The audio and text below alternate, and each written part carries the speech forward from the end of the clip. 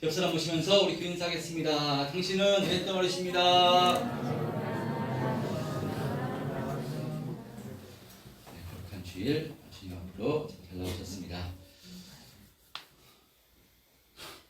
돌아가면서 이렇게 코로나 양성 판정을 받으셔가지고요. 또 이번 주도 우리 장로님, 권사님도 부부가 이렇게 양성 판정을 받으셔서 오늘 교회 나오지 못하셨는데 잘 나을 수 있도록 빨리 회복될 수 있도록 기도해 주시고요. 특별히 김주산 권사님 또 지금 한 2달여째 못 나오고 계시고, 김명수 집사님 마찬가지로 이렇게 오랫동안 코로나로 인해서 또 이렇게 연세가 많이 드셔서 혹시나 하는 그런 심정에 또 김희상 권사님은 예방 접종을 못 하셔서 못 나오고 계시는데, 부활절 예배 때는 나올 수 있도록 제가 기도하고 있습니다. 그래서 나오신다고 또 하셨고요. 그러니까 코로나가 좀 진정될 수 있도록, 그리고 하나님께서 은혜 베풀어 주셔서 또 부활절 예배에 나와서 힘있게 예배할 때 하나님께서 절대 코로나 걸리지 않고 지켜 보호해 달라고 생각나실 때 기도해 주셨으면 좋겠습니다. 자, 4월의 첫 주일, 우리 사순절 5번째 주일로서 이제 다음 주는 종료주일이고요. 고난주간이 이렇게 시작됩니다. 사순절 기간 동안 또 금식하시며 또 기도하시며 여러 모양으로 경건하게 보내시길 힘쓰셨겠지만, 또 이제 얼마 남지 않은 시간 동안 더 경건하게 보내셨으면 좋겠습니다.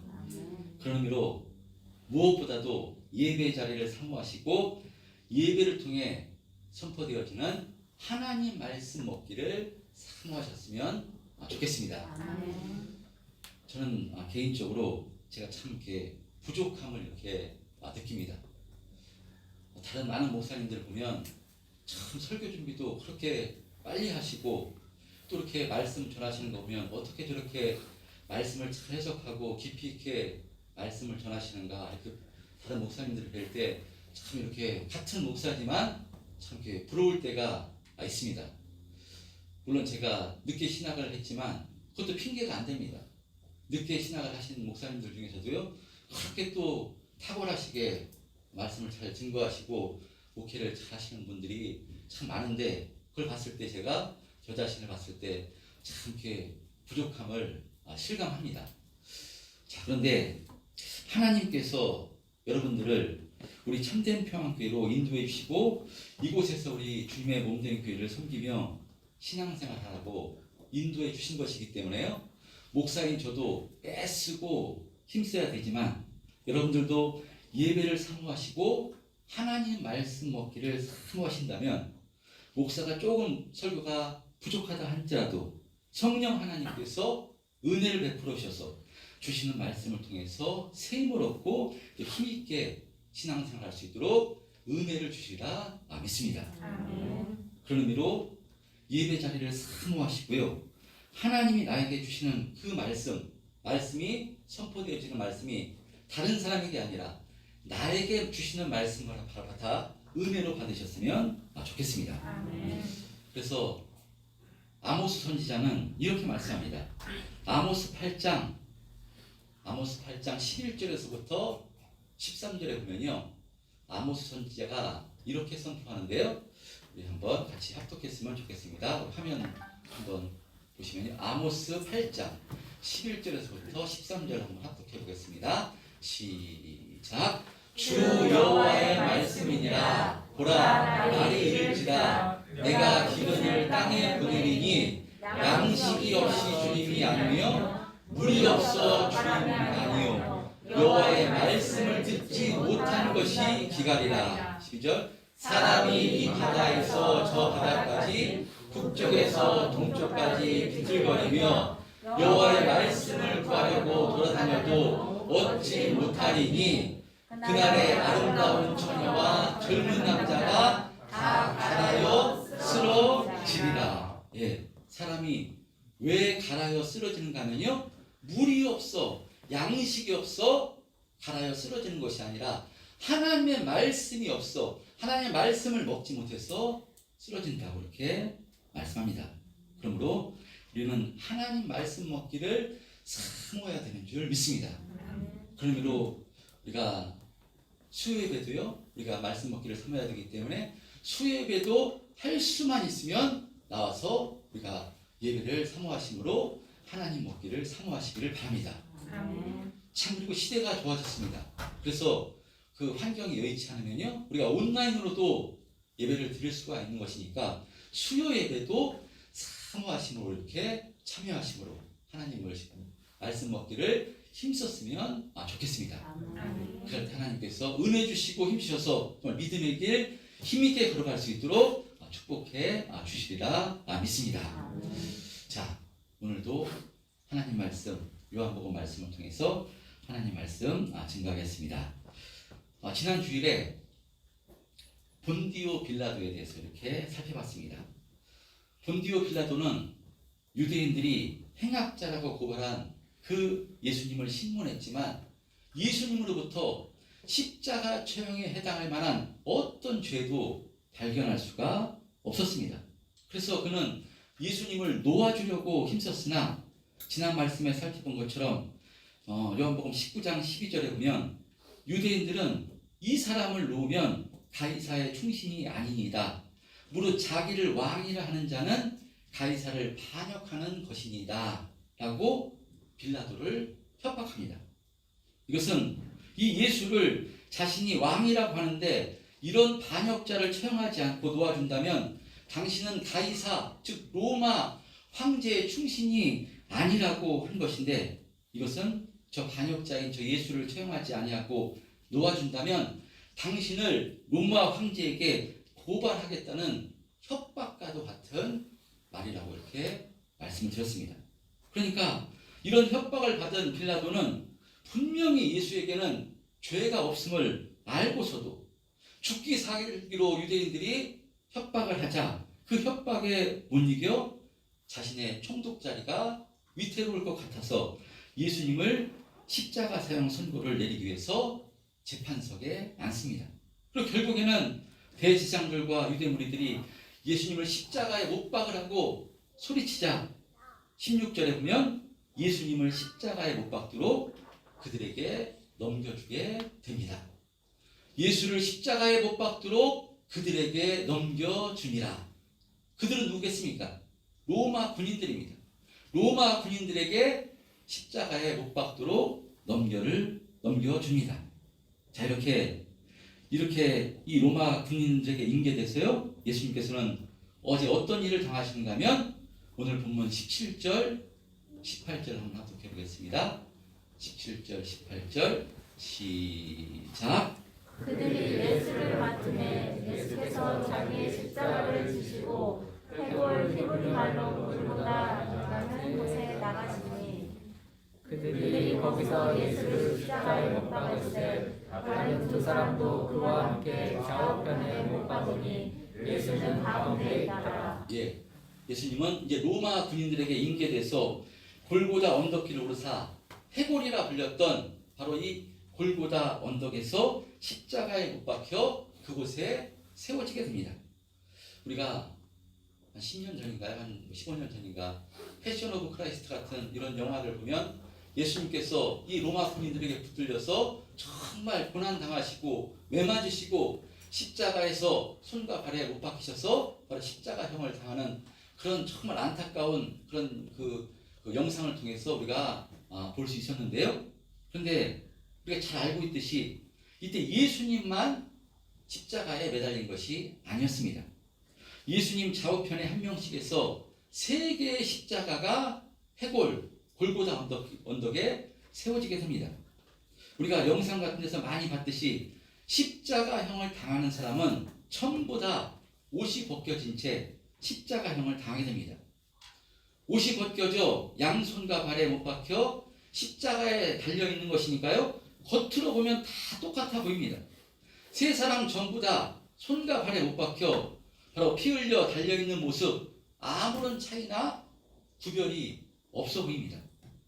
예수님 좌우편에 있는 사람들은 강도인데 예수님은 하나님의 아들이시고 만왕의 왕이시고 왕 중의 왕이신 전능하신 그리스도가 되시는데 지금 옷이 벗겨져 강도들과 함께 십자가에 달려 계시니까요.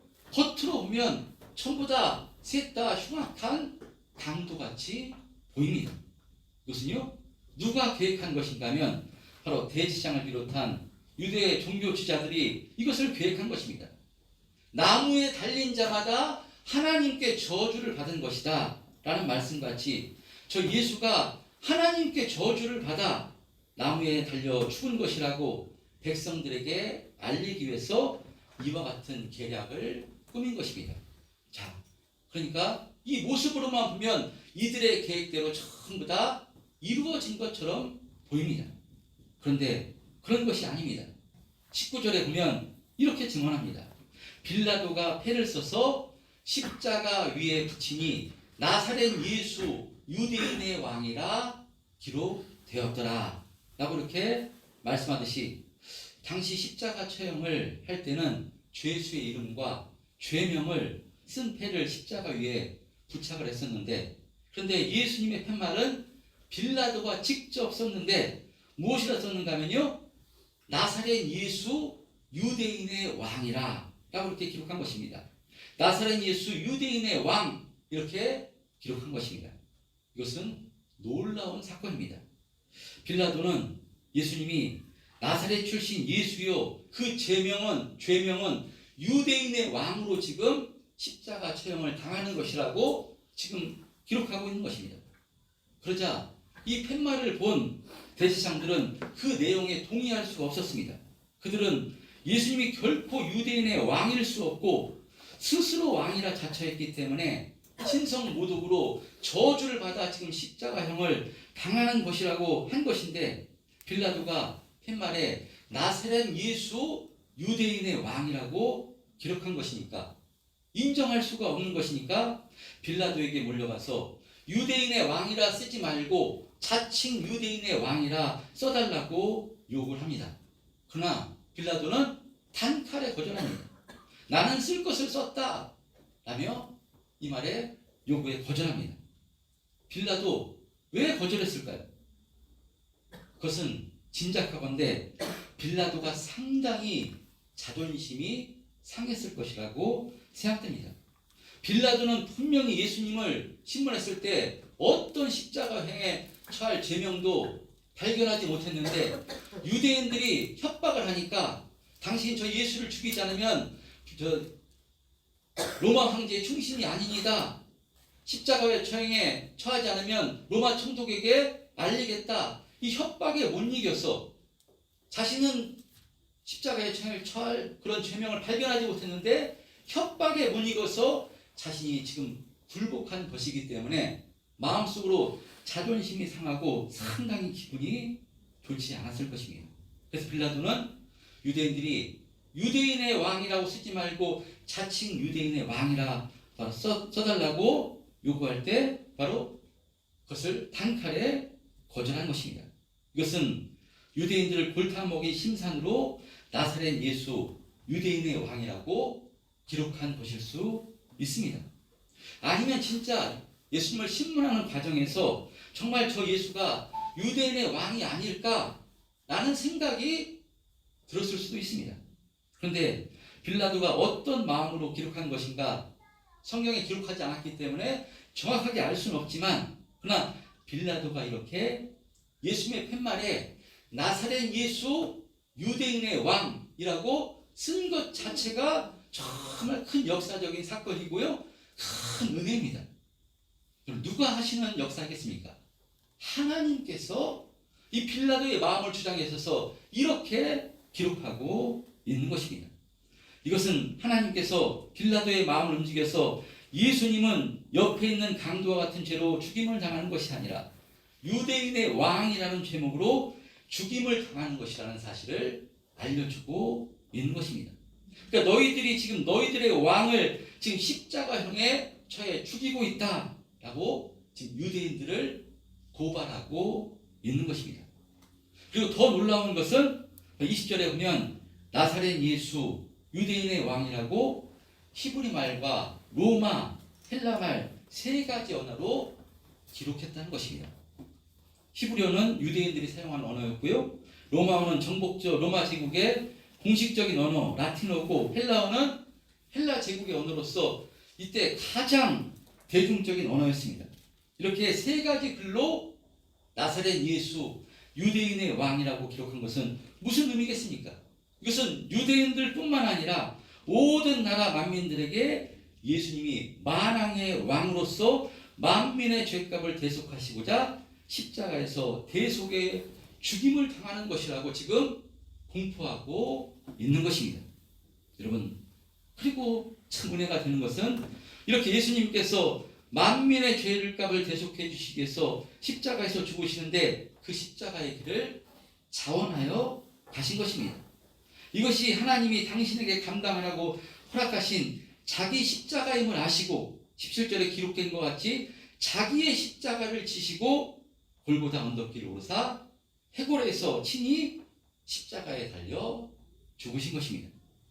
예수님께서 힘과 능력이 없어서 로마 군병들에게 붙들려서 지금 어쩔 수 없이 십자가를 지시고 매맞으시고 손과 발에 대못을 박히셔서 죽으신 것이 아니라 이 모든 것이 하나님의 뜻임을 알기에 순종하심으로 모든 만민을 구원하시기 위해서 이와 같이 십자가의 길을 가신 것입니다. 그래서 우리가 이것을 성령으로 깨달아 알게 되었기 때문에 이 십자가의 은혜에 감사하고 주님의 은혜에 감사한 것인 줄 믿습니다. 자, 그런데 이것을 알지 못하는 사람들은요, 이런 십자가의 은혜는 아무 관심이 없습니다. 그저 이 땅에서 자신에게 무엇이 이익일까? 눈앞에 작은 것만 바라보고 하나님 뜻과는 상관없는 어리석은 인생을 살아간다는 것입니다.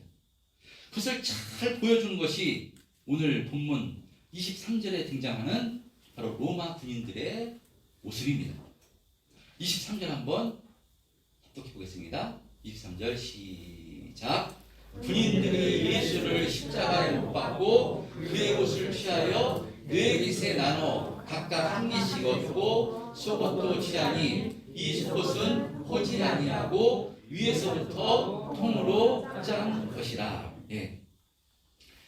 로마 군인들은 십자가에 처하는 죄수의 유품을 군인들의 몫으로 인정해 주었기 때문에 지금 예수님의 옷을 나누고 있는 것입니다. 본문에서는 예수님의 옷을 네 깃에 나눠 한 깃씩 얻었다라고 말씀하는데 같은 말씀이 기록된 마가복음에 보면 이 군병들이 무엇을 가질까 제비 뽑았다라고 이렇게 기록하고 있기 때문에요. 아마도 예수님이 입으신 옷을 바로 이렇게 겉옷도 있었고 허리천 등 여러 가지 옷들을 제비 뽑아 나누고 이제 마지막 하나 남은 속옷도 서로 나누려 했는데 통으로 짠 것이기 때문에 찢지 말고 제비 뽑아 나누자 지금 하고 있는 것입니다. 자, 그런데 지금 이와 같은 일들을 지금 이들이 어디서 하고 있는 것인가 하면요, 손과 발에 대못이 박혀서 십자가에 달려 경련을 일으키며 죽어가는 그 밑에서 이들은 낄낄거리면서 제비 뽑기를 하며 옷을 나누고 있는 것입니다. 아무리 죄수라도 정말 사람이 처절하게 죽어가는데 어떻게 이럴 수가 있는 것입니까?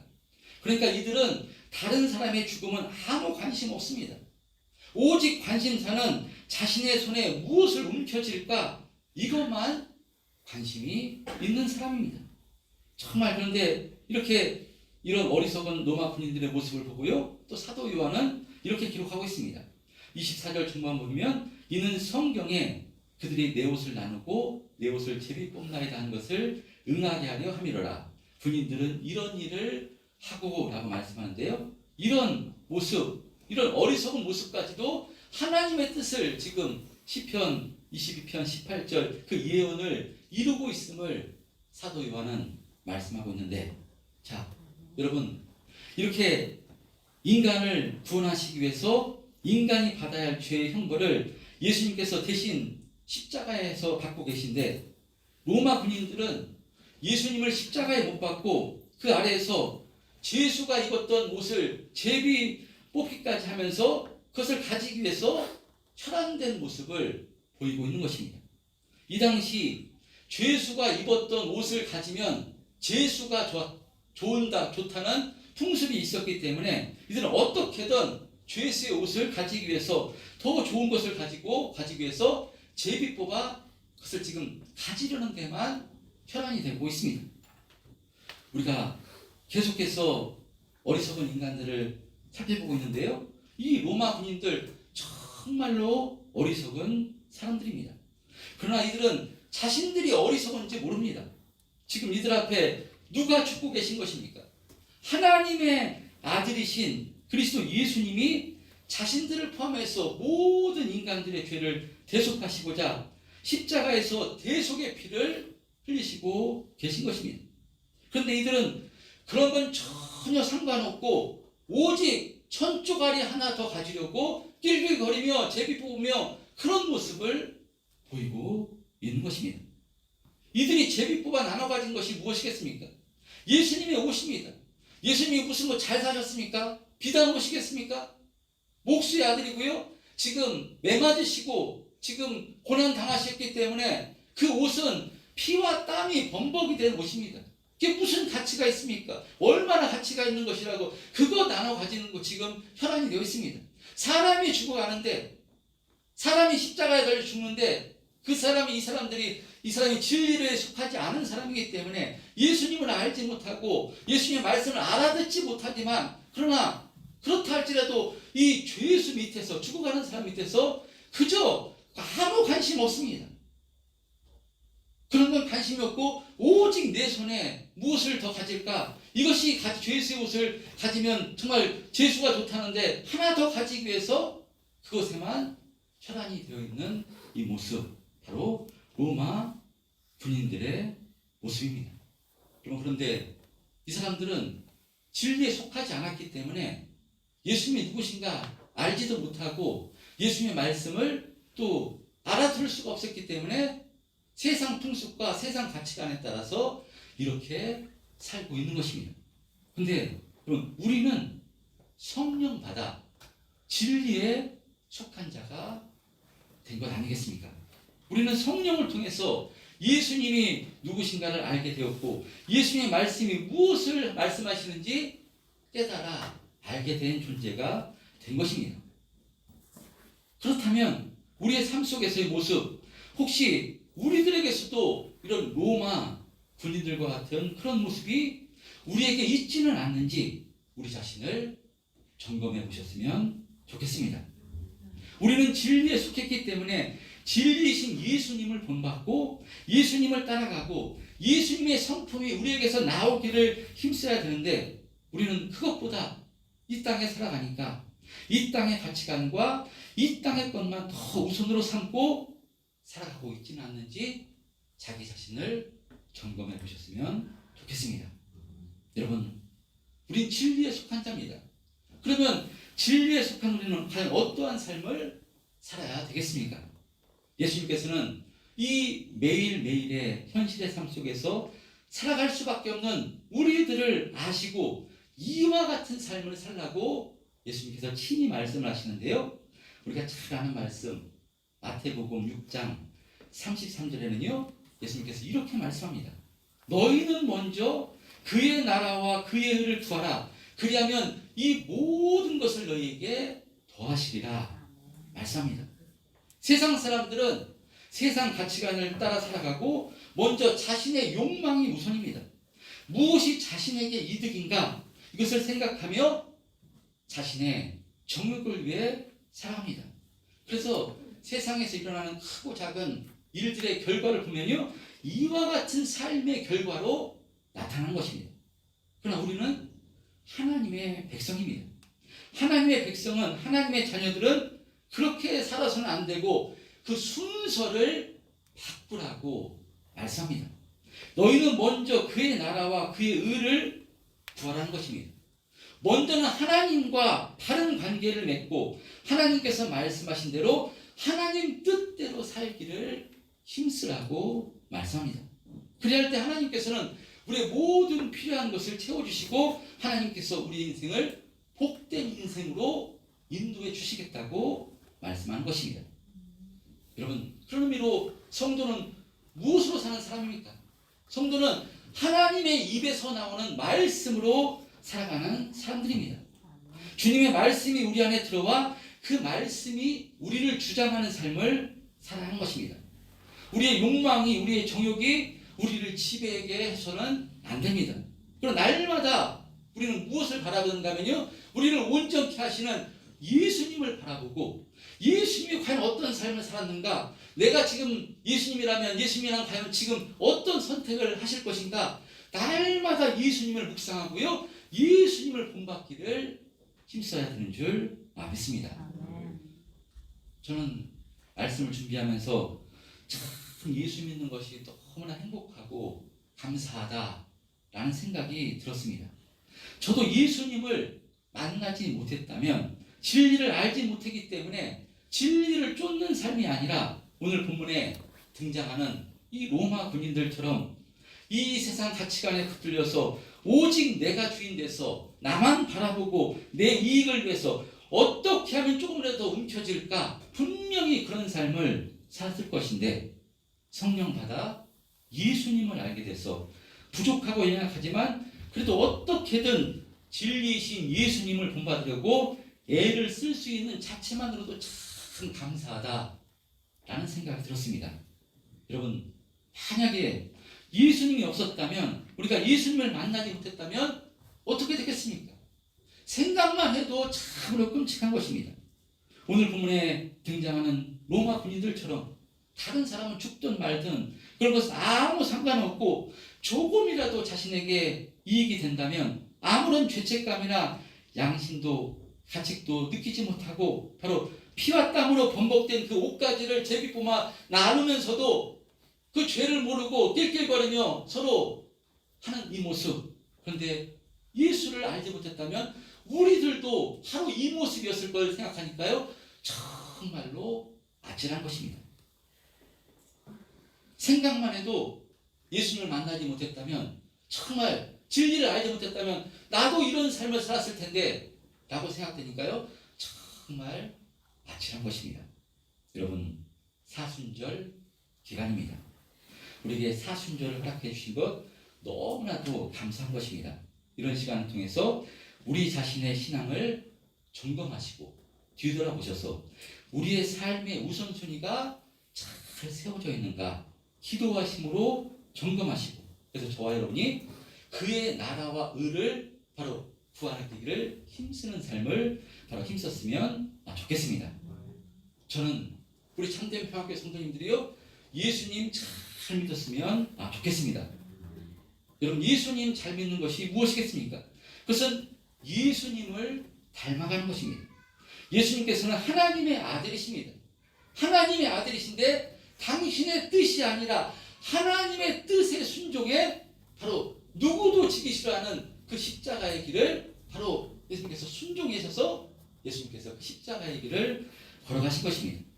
그러면 우리도 이 예수님을 본받아 내가 중심돼서 내 유익이나 정욕을 우선으로 살아가는 것이 아니라 나보다는 상대방을 더 우선으로 생각하고 배려하고 낮아져서, 그래서 내가 죽어 상대방을 살리는 그런 삶을 사는 것, 이것이 바로 예수 잘 믿는 것이라고 생각합니다. 여러분, 예수 믿는 사람은 사실이요, 나를 위해서 살지 않아도 되는 존재가 예수 믿는 사람입니다. 우리가 그의 나라와 의를 구하면요, 그리하면 나머지 것을, 모든 것을 더해 주시겠다고 말씀하는 것이니까요, 하나님께서 나를 책임져 주실 수 있도록, 하나님께서 나를 도와주실 수 있도록, 내가 나를 책임지는 것보다 하나님께서 도와주시고 책임질 때 더 확실한 것이기 때문에 이와 같은 삶을 사는 것은요, 나를 위해서 사는 것이 아니라 주님을 위해서 우리가 살면, 주님의 영광을 위해 살면 그것은요, 곧 나를 위해서 사는 것과 마찬가지입니다. 할렐루야. 이것이 훨씬 더 복된 삶이고요, 이와 같은 삶을 살아야 됩니다. 그래서 우선순위가 바로 바뀌어져야 된다고, 너희는 먼저 그의 나라와 의를 구하라, 그리하면 나머지 것은 더하시리라 말씀하는 것이니까요, 이 말씀이 저와 여러분들에게 주시는 말씀으로 받으셨으면 좋겠습니다. 그래서 한 주간 또 새롭게 시작됐습니다. 이제 사순절 5번째 주일입니다. 다음 주일은 종려주일이고 고난주일입니다. 이제 사순절 2주가 남았는데요. 2주 동안 정말 지금까지도 잘 이렇게 경건의 훈련을 하셨지만 자기 자신을 한번 뒤돌아보시고 기도하심으로 나는 과연 예수 믿고 잘 살아가고 있는가, 우선순위의 삶을 잘 살아가고 있는가 자신을 점검하심으로, 그렇지 않은 것이 발견된다면 철저하게 회개하시고 주님 은혜를 베풀어 주옵소서, 우선순위의 삶이 확실히 세워지게 주님 역사에 주옵소서 기도하심으로 주님 의지해서 이와 같은 삶을 살기를 애쓰고 힘쓰면요 이런 삶을 살 수 있도록 은혜 주시고 힘 주셔서 시간이 가면 갈수록 예수 잘 믿는 사람으로 하나님께서 인도해 주시리라 믿습니다. 그리할 때 하나님께서 축복해 주시고요, 은혜 베풀어 주시고요, 우리가 계획하고 생각하는 것 이상으로 하나님께서 은혜를 베풀어 주셔서 정말 하나님께 감사하며 찬송하며 믿음의 길을 힘있게 걸어갈 수 있도록 은혜를 베풀어 주시는 줄 믿습니다. 주시는 말씀을 각자 나에게 주시는 말씀으로 받아 한 주간 또 믿음의 길 힘있게 걸어가시는 우리 참된 평안교회 성도님들 다 되시기를 주님의 이름으로 축원드립니다.